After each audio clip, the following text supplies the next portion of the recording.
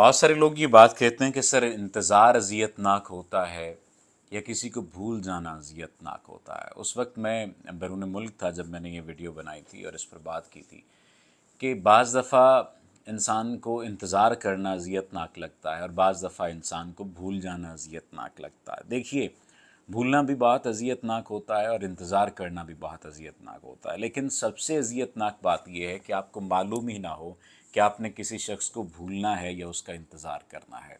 अक्सर व बेशतर होता ये है कि वो लोग जो बैरून मुल्क मुकीम होते हैं और यहाँ पर पाकिस्तान में ताल्लुक़ बनाते हैं, या यूँ कह लीजिए कि ओवरसीज़ होते हैं, एक मुल्क में होते हैं और उनका पार्टनर दूसरे मुल्क में होता है और उनका ताल्लुक़ ऑनलाइन ताल्लुक़ बनता है, तो उनकी बाज़ दफ़ा जब लड़ाई हो रही होती है तो वो समझ नहीं पा रहे होते कि हमने इस शख्स को बाय बाय कहना है या इसका इंतज़ार करना है या इसके इंतज़ार के लिए क्या किया जाए। मैं ये बात इस वजह से कह रहा हूँ कि अक्सर व बेशतर केसेस इसी तरह के आते हैं मेरे पास। मसलन एक खातून आई, उसने बताया कि 13 साल हो गए उसका शौहर नहीं आया, वो जर्मनी में है और वहाँ पर उसने शादी कर ली है, वहाँ पर उसके 2 बच्चे हैं, यहाँ पर भी मेरे पास 2 बच्चे हैं, लेकिन मेरी जज्बाती ज़रूरतें हैं, मेरी फ़िज़िकल ज़रूरतें हैं, मेरी मुआशरती ज़रूरतें हैं।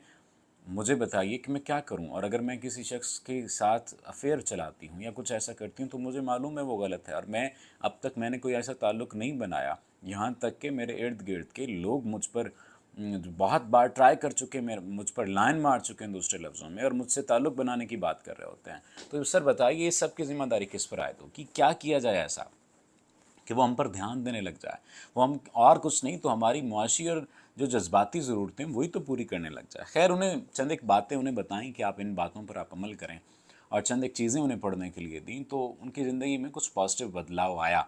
लेकिन एक ऐसी कैफ़ियत, जिस कैफ़ियत में इंसान मुब्तला हो कि ताल्लुक़ बना, ताल्लुक़ बनने के बाद बातचीत हुई, बातचीत होने के बाद तबादले हुए तस्वीर के, तबादले होने के बाद तस्वीर के फिर कॉल्स होना शुरू हो गई, फिर इंतहा पे चले गए ताल्लुकात, और फिर सेक्सटिंग होने लग गई या फिर वीडियो कॉल्स होने लग गई, और फिर बाद में पता ये चला कि इस शख्स ने तो शादी नहीं करनी, ये शख्स तो वक्त गुजारी कर रहा था, या इस खातून ने शादी नहीं करनी, इस खातून ने तो वक्त गुजारी की है, ये कहीं और शादी करना चाहती है, या ये शख्स कहीं और शादी करना चाहता है। तो फिर आपको पता नहीं होता कि आपने इसको भूलना है या इसका इंतज़ार करना है, क्योंकि जो दावे और वादे होते हैं वो तो ये होते हैं कि मैं आ जाऊँगा, तुम्हें ले जाऊँगा, या मैं आ जाऊँगी, तुमसे शादी कर लूँगी, या मैं तुम्हें अपने पास बुला लूँगी, तुमसे शादी कर लूँगी।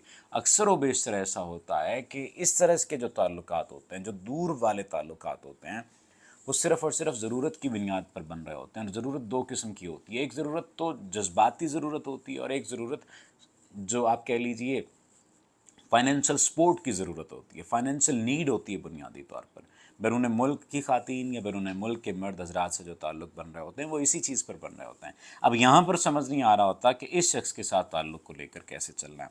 तो इसके लिए आप मशवरा कर लीजिए, आप पूछ लीजिए, आप जान लीजिए, अगर आपको समझ नहीं लग रही कि ये शख्स आपके साथ चलेगा या नहीं चलेगा।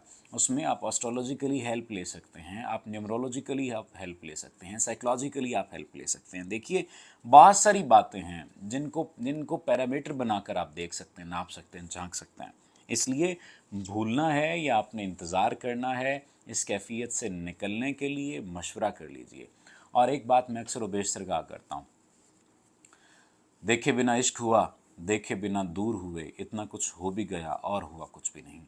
ऐसे ताल्लुक़ की ज़रूरत ही नहीं है जिससे आपको सुकून ना मिल रहा हो, जो आपके लिए अज़ियत का बायस हो, और वो हो भी सिर्फ फ़ोन पर मबनी ताल्लुक़। उस ताल्लुक़ को लेकर चलने की ज़रूरत नहीं है। उम्मीद है आप मेरी बात समझेंगे और कोशिश करेंगे कि इस पर अमल करें। अल्लाह आपका हामी और नासिर हो। आपका बहुत शुक्रिया।